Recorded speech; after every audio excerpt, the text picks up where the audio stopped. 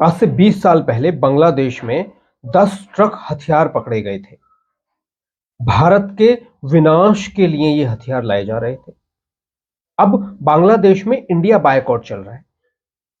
आखिर India boycott Bangladesh के विपक्ष का जो ये हथियार पकड़े गए थे 20 साल पहले उनसे क्या रिलेशन था, और आज जो इंडिया बायकॉट चल रहा है उससे क्या रिलेशन। तो हम बात करते हैं दोस्तों पहले कि 20 साल पहले क्या हुआ था, कैसे भारत और बांग्लादेश के जो संबंध थे वो निचले स्तर पर पहुंच गए थे पूरी तरह से।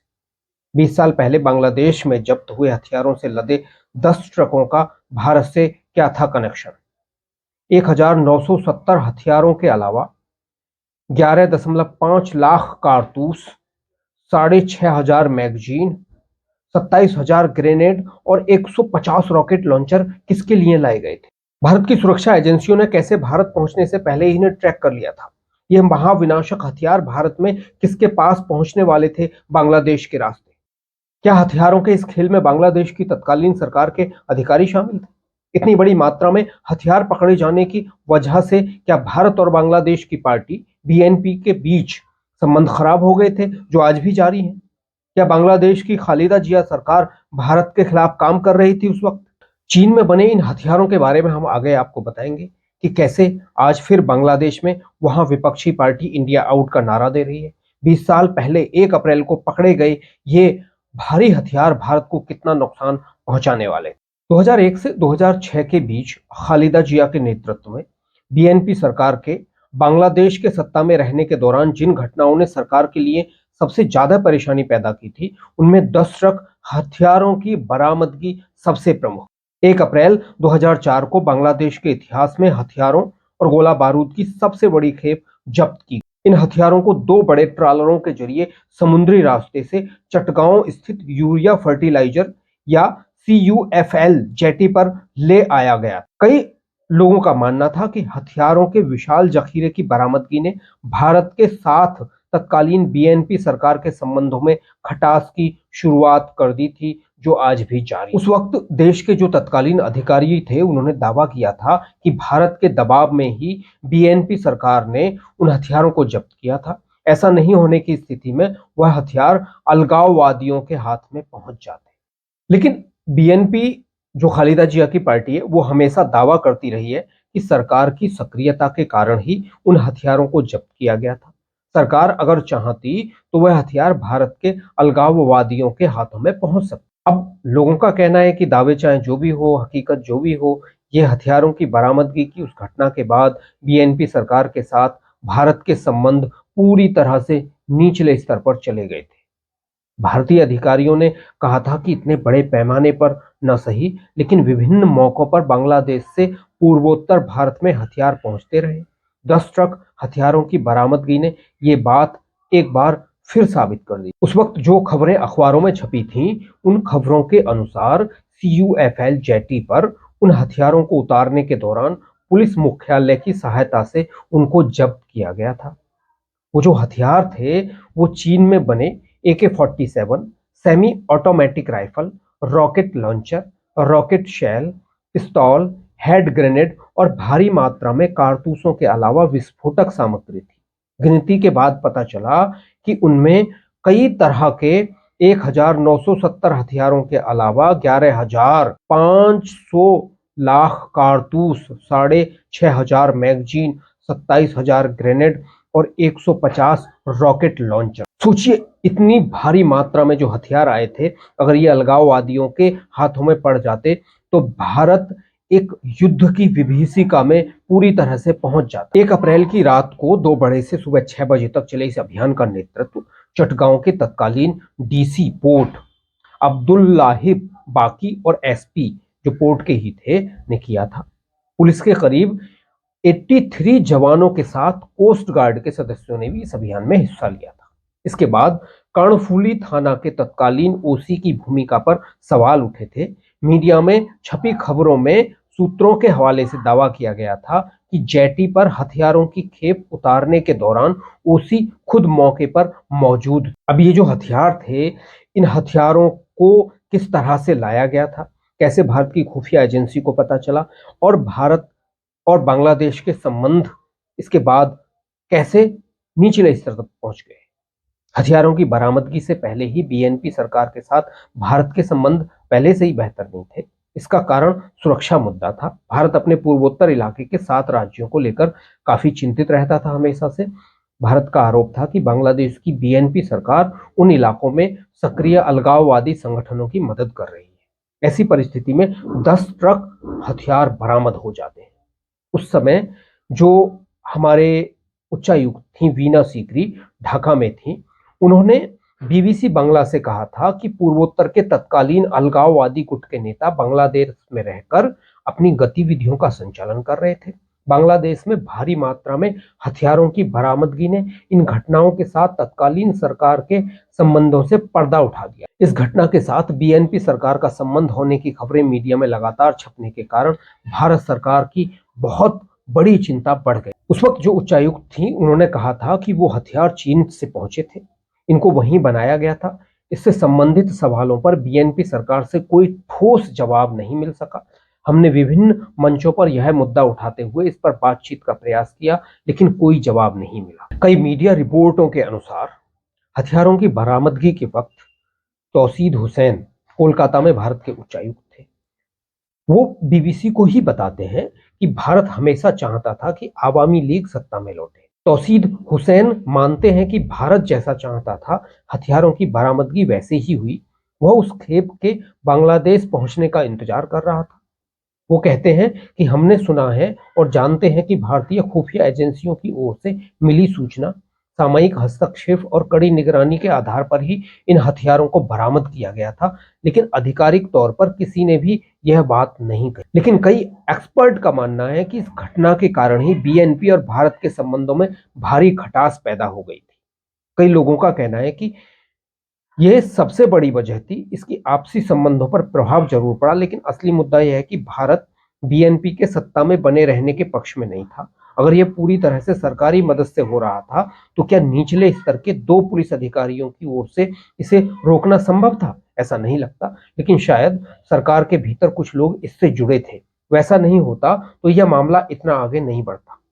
कई लोगों का मानना है कि भारतीय खुफिया अधिकारियों ने मौके से हथियार बरामद करने वालों को अलग से भरोसे में लिया था। उस घटना के 20 साल बाद अब बीएनपी इस पर कोई टिप्पणी करने के लिए तैयार नहीं। साल 2004 में इस मामले में निचली अदालत के फैसले के बाद बीएनपी ने इसे तमाशा और राजनीति से प्रेरित बताया था। बीएनपी के उस वक्त के जो नेता थे 2014 में कहा था कि वह फैसला बीएनपी को बर्बाद करने के लिए किया गया था। 10 ट्रक हथियारों की बरामदगी और उसके बाद की कार्रवाई बीएनपी सरकार के ही समय शुरू हुई थी। कई लोगों का दावा है कि इस मामले की सुनवाई से पहले तमाम जरूरी न्यायिक औपचारिकताएं उनकी सरकार के शासनकाल में ही शुरू हो गई। बहुत बड़ा राजनीतिक विवाद इस पर हो गया था। उस घटना के तत्कालीन गृह मंत्री लुत्फुजमा बाबर ने कहा था कि चटगांव में जब्त गोला बारूद घरेलू उपयोग और विध्वंसक गतिविधियों के लिए ले आया गया। वो कहते थे कि सीधे आवामी लीग का नाम लिए बिना वो 30 अप्रैल से पहले सरकार गिराने की बात कर रहे थे। ऐसे में इस मामले की अनदेखी नहीं की जा सकती। दूसरी ओर विपक्ष की तत्कालीन नेता शेख हसीना ने इस मामले की अंतर्राष्ट्रीय जांच की मांग की थी। हसीना का कहना था कि बीएनपी सरकार अगर अंतर्राष्ट्रीय स्तर पर जांच के जरिए इन अवैध हथियारों के रहस्य से पर्दा नहीं उठाती है तो साबित हो जाएगा कि गृह राज्य मंत्री और प्रधानमंत्री के सलाहकार इसके साथ जुड़े हैं। जातीय पार्टी के चेयरमैन एचएम इरशाद ने इस मामले को रहस्यमय करार दिया था। उस वक्त उन्होंने कहा था कि सरकार की किसी एजेंसी के सहयोग के बिना इतनी बड़ी खेप देश में लाना संभव नहीं है। वहीं जो बीएनपी थी, बीएनपी अपने आप को बचाने की कोशिश कर रही थी। हथियारों की बरामदगी के बाद मीडिया में इससे जुड़ी खबरें छपती रहीं। घटना के एक दिन बाद दैनिक युगांतर की हेडिंग थी, 1000 करोड़ के हथियार मंजिल कहां। उस रिपोर्ट में कई सवाल उठाते हुए लिखा गया था, चटगांव में 10 ट्रक हथियार और गोला बारूद की बरामदगी से पूरा देश स्तब्ध है। ये हथियार कौन लोग यहाँ ले आए हैं? यह हथियार कहाँ जाने थे? देश भर के लोगों की जुबान पर इस घटना की चर्चा है। यह हथियार देश में विध्वंसक गतिविधियों को अंजाम देने के लिए लाए गए थे या उल्फा, जो कि असम का एक उग्रवादी संगठन है, तक पहुंचाने के लिए? घटना के 2 दिन बाद दैनिक आलो अखबार ने अपनी एक रिपोर्ट में लिखा, जेटी पर यह हथियार पुलिसिया पहरे में उतारे जा रहे थे। स्थानीय थाने की पुलिस की मौजूदगी में ही तस्कर मछली पकड़ने वाले ट्रॉलर से हथियार उतार रहे थे। जेटी पर मौजूद आंसर के सदस्य और CUFL प्रबंधन की ओर से सूचना मिलने के बाद पुलिस के उच्च अधिकारियों की सक्रियता के कारण देश के इतिहास में हथियारों की यह सबसे बड़ी खेप पकड़ी गई थी।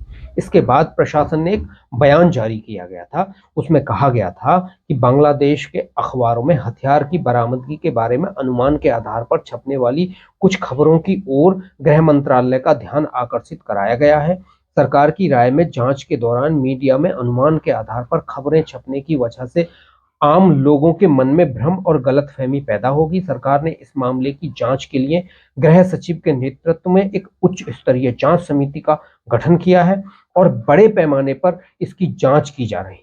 विपक्ष की ओर से इस मामले की अंतरराष्ट्रीय जांच की मांग उठाने पर BNP के जो तत्कालीन महासचिव और सरकार में मंत्री अब्दुल्ला मुन्नान भुइया ने उस वक्त कहा था कि इस मामले में जरूरत पड़ने पर अंतरराष्ट्रीय जांच की जाएगी।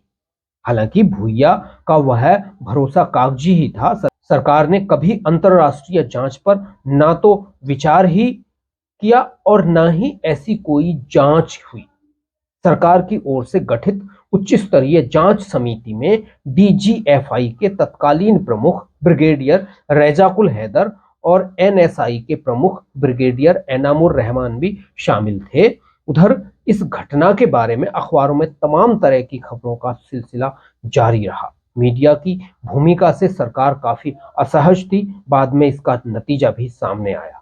इस घटना के कुछ दिनों बाद तत्कालीन प्रधानमंत्री खालिदा जिया ने पत्रकारों के एक कार्यक्रम में कहा कि वो देश की छवि पर धब्बा लगाने वाली तस्वीरें और खबरें नहीं छापे। नकारात्मक खबरें छापने से देश और मीडिया की छवि को नुकसान पहुंचता है। कई लोगों का मानना यह है कि ये जो हथियार थे, ये हथियार भारत के दबाव में पकड़े गए थे। हथियारों की बरामदगी की घटना के अगले दिन असम के दैनिक ट्रिब्यून अखबार में कहा गया कि यह हथियार राज्य के उग्रवादी संगठन उल्फा को भेजे जाने थे।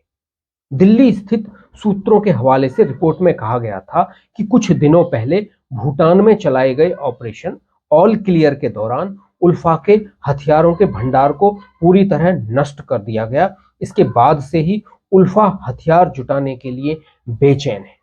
भारत के एक और अखबार द टेलीग्राम में कहा गया था कि चटगांव में इतनी बड़ी मात्रा में हथियारों की बरामदगी से भारत हिल गया है और सोचने लगा है कि कहीं उनका ठिकाना भारत तो नहीं। इस घटना के कुछ दिनों बाद असम के तत्कालीन मुख्यमंत्री तरुण गोगोई ने कहा था कि चटगांव में बरामद हथियार असम के उग्रवादी संगठन उल्फा के नाम भेजे गए थे। खुफिया एजेंसियों ने मुझे इसकी सूचना दी थी। बीते दिसंबर और जनवरी के दौरान भूटान में उल्फा उग्रवादियों को अपने हथियार छिन जाने से जो झटका लगा है, उसकी भरपाई के लिए ही यह हथियार लाए जा रहे। उस वक्त उन्होंने हथियारों की बरामदगी के लिए बांग्लादेश सरकार के प्रति आभार भी जताया था। हथियारों की बरामदगी की घटना के बाद द टेलीग्राफ अखबार ने त्रिपुरा के तत्कालीन पुलिस महानिदेशक GN श्रीवास्तव के हवाले से एक रिपोर्ट छापी थी और उसमें कहा था कि भारत के प्रति मित्रतापूर्ण नजरिया रखने वाले लोगों से मिली सूचना के आधार पर ही बांग्लादेशी अधिकारी हथियारों की सबसे बड़ी खेप को जब्त करने में कामयाब रहे। उस पुलिस अधिकारी का कहना था कि उनके पास इस बात की ठोस जानकारी है कि अगर हथियार पूर्वोत्तर के अलगाववादी संगठनों में बांटने के लिए भेजे जा रहे। भारत की रक्षा खुफिया एजेंसी के उप प्रमुख महानिदेशक मेजर जनरल गगनजीत सिंह ने फरवरी 2013 में इंडिया टुडे पत्रकार को एक इंटरव्यू दिया था।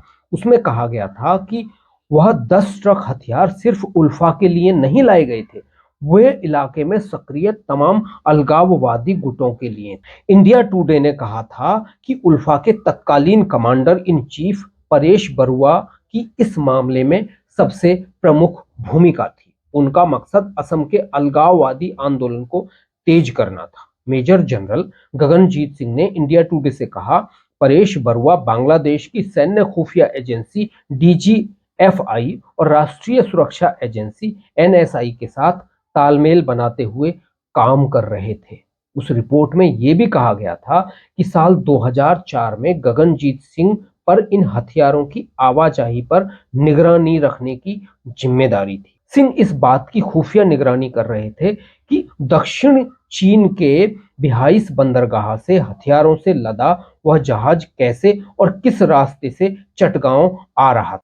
उस वक्त सिंह ने कहा था कि परेश बरुआ चटगांव के जीईसी मोड़ पर स्थित एक होटल में रहकर काम कर रहे थे।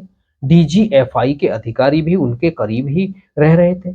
इन हथियारों के जेटी पर पहुंचने तक की तमाम सूचनाएं मेरे पास थी। जहाज के CUFL जेटी पर पहुंचने के बाद भारतीय खुफिया अधिकारियों ने चटगांव महानगर पुलिस को इसकी जानकारी दी। चटगांव पुलिस ने सोचा था कि भारत से यह हथियार आवामी लीग की मदद के लिए यहां आ रहे हैं। इसकी वजह थी कि आवामी लीग के महासचिव अब्दुल जलील ने बीएनपी सरकार को सत्ता से हटाने के लिए 20 अप्रैल की समय सीमा तय कर दी। लेकिन मामले में नया मोड़ आ गया। हथियारों की बरामदगी की उस घटना में कर्णफूली थाने की पुलिस ने हथियार और तस्करी कानून के तहत 2 मामले दायर किए थे। शुरुआती जांच के बाद तत्कालीन अधिकारियों की ओर से आरोप पत्र दायर करने के बाद तत्कालीन सरकार के शासनकाल के दौरान इसकी विस्तृत जांच शुरू हुई। जनवरी 2014 में चटगांव की एक अदालत ने इस घटना से जुड़े होने के आरोप में बीएनपी के नेतृत्व वाली गठबंधन सरकार के उद्योग मंत्री और जमाते इस्लामी के अमीर मतीउर निजामी और गृह मंत्री और बीएनपी नेता लुफ्तुजम्मा बाबर और 2 खुफिया एजेंसी के उच्चाधिकारियों समेत 14 लोगों को फांसी की सजा सुनाई। इस मामले में चटगांव की विशेष अदालत ने भारत के अलगाववादी संगठन उल्फा के सैन्य कमांडर परेश बरुआ को भी फांसी का आदेश दिया था। बीएनपी यानी खालिदा जिया की जो सरकार थी उस वक्त भारत के विरोध यानी कि भारत के विपक्ष में काम कर रही थी।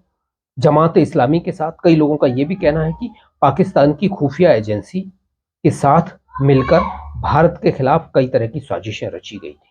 इसलिए भारत का मानना था कि जो कट्टरवादी ग्रुप है किसी भी तरह से वो सत्ता में ना आए। उसके बाद शेख हसीना की सरकार बांग्लादेश में बनी और अभी भी शेख हसीना की सरकार बांग्लादेश में है लगातार। लेकिन अब बांग्लादेश में फिर बीएनपी यानी खालिदा जिया की जो सरकार है जो विपक्ष में है वो भारत के खिलाफ फिर से इंडिया आउट का नारा दे रहे हैं। और इंडिया आउट के नारे में वो लोग छोटी छोटी अपने सोशल मीडिया पर करतब दिखा रहे हैं कि एक शॉल को फेंक देना, एक कश्मीरी शॉल को फेंका जा रहा है। वहीं अब शेख हसीना ने कहा है कि अगर वाकई बीएनपी के नेता जो इंडिया आउट का नारा दे रहे हैं अगर वो अपनी पत्नियों की बनारसी और कोलकाता वाली इंडियन साड़ी को जलाएंगे और जो मसाला है भारत से जो तमाम चीजें जा रही हैं अगर उनका विरोध शुरू करेंगे, उन्हें नहीं खाएंगे, तो मैं मानूंगी कि वाकई इंडिया आउट का ये सच्चाई से ईमानदारी से नारा दे रहे हैं। दोस्तों, कई लोगों का मानना है कि जो हथियार उस वक्त पकड़े गए थे बीएनपी के लिए वो बहुत बड़े सेटबैक रहे और उसकी वजह से बीएनपी के यानी खालिदा जिया के भारत से संबंध बहुत खराब हो गए थे। और आज फिर बीएनपी यानी खालिदा जिया जो विपक्ष में बैठी हुई है उसकी पार्टी आज फिर भारत के खिलाफ जहर उगलकर भारत के खिलाफ लोगों को भड़काकर फिर से भारत से संबंध खराब करने की कोशिश हो रही है। लेकिन जो वहां इस वक्त सरकार है शेख हसीना की वो भारत से उसके बड़े अच्छे संबंध हैं और उन संबंधों की वजह से दोनों देशों में एक ऐसी आपस में सामंजस्य है, ऐसा सामंजस्य है जो दोनों पर विश्वास दिलाता है। और आप सबने देखा होगा कि शेख हसीना और प्रधानमंत्री नरेंद्र मोदी के एक दूसरे से कितने अच्छे संबंध हैं। तो दोनों पड़ोसी देश हैं। जमात इस्लामी जैसे जो वहां कुछ कट्टरपंथी संगठन हैं वो भारत के खिलाफ लोगों को भड़काते हैं और भारत के खिलाफ भड़काने का जो उनका मकसद है वो यही है कि किसी भी तरह से वहां लोगों को भड़काकर फिर से खालिदा जिया की सरकार वहां लाई जाए जो पाकिस्तान परस्त और चीन परस्त होती है। दोस्तों, आपको क्या लगता है? आप भी बताइए। नमस्कार, जय हिंद।